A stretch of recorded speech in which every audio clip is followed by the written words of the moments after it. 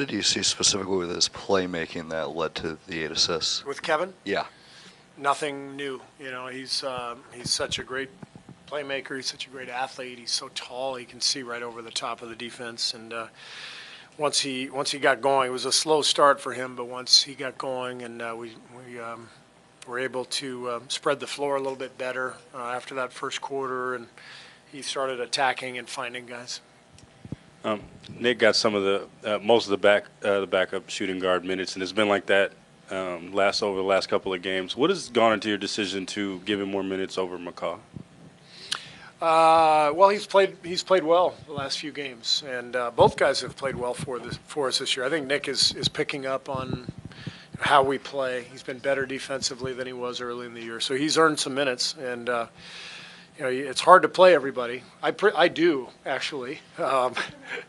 It's I don't know how we get everybody out there. I guess it's we've got a lot of luxury with the stars that we have, that we can throw a lot of combinations out there and mix and match and try different things. But it's hard to play, both Patrick and Nick, big minutes each game. So it's just going to be a feel thing, and they're both going to help us. Is that what you kind of want to see from Nick when he is playing? Yeah. Good defense, knock down a shot, just be solid. And I think the biggest difference now from early in the season is his defensive awareness and intensity.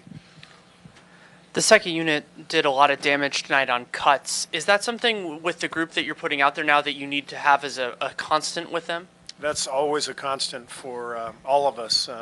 We want everybody moving and cutting, and we have so many good passers that you just can't stand. But particularly with the second group, you get David out there, you get him the ball and you move, he's going to find you. He had a lot of assists tonight, 5 of them, I guess. Yep. And he's always a great passer from the elbows. So we want our whole team moving and cutting, but especially that second unit. Steve, you guys found that third quarter magic again, even without Steph, who usually is a big part of that. Because it's become a habit, are you able to isolate exactly what it is in that third quarter that happens so frequently? No. I mean, I don't. I mean, the only thing that I see is we start taking care of the ball. We just seem to be more careful with the ball, and I'd be interested. It might be interesting to look at the turnover numbers during this streak, during the third quarter compared to the other ones. Raymond's on it right now. That's why he's the best. Well, that too.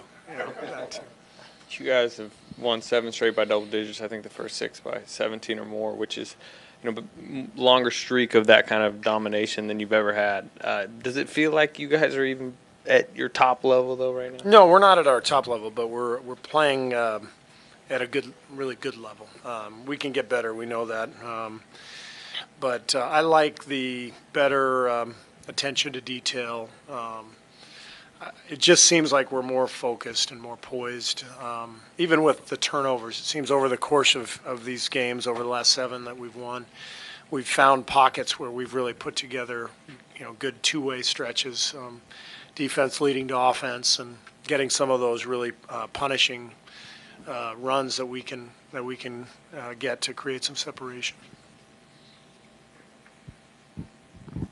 Steve, I know that you've talked about this, but you were saying you try to play everybody. It's hard. Is that because of your background in not playing and then getting a chance? Do you know, in other words, you sort of a feeling for the people who are out on the bench?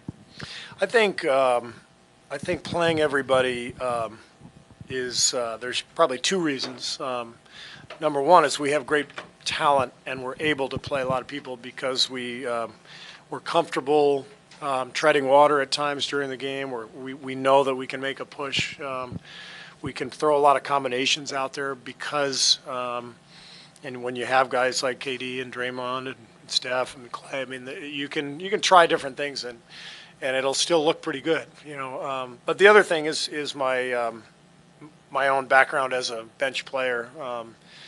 I was on some teams where I didn't play for like 3 weeks, and I didn't even feel like I was part of the team, and I learned, learned a lot from Phil Jackson in that regard. Phil rarely let a guy sit for longer than a week or so, and you might go a few games without playing, but next thing you know, you're out in the second quarter of a game when you're not really a part of the regular rotation. And Phil was genius with that in terms of keeping guys engaged and motivated, and there's a real power, I think, in playing a lot of people, because everybody just feels more part of it and more engaged. Steve, do you wonder if the NBA, the rest of the league, looked at this game and saw what the Warriors can do without Steph Curry? Do you hope that they were looking to see what you can do, and are the Warriors establishing yet again, you guys are the team to beat? I don't think of that stuff. I just all I know is that we're really, really lucky to have the talent that we do. I mean, we can win games without Steph or KD or Draymond or Clay, because we got a lot of guys who can really play, and it's an incredible roster, and we should be able to win games when some of our stars are down. So that's the way I look at it. Great, thank you. Thanks.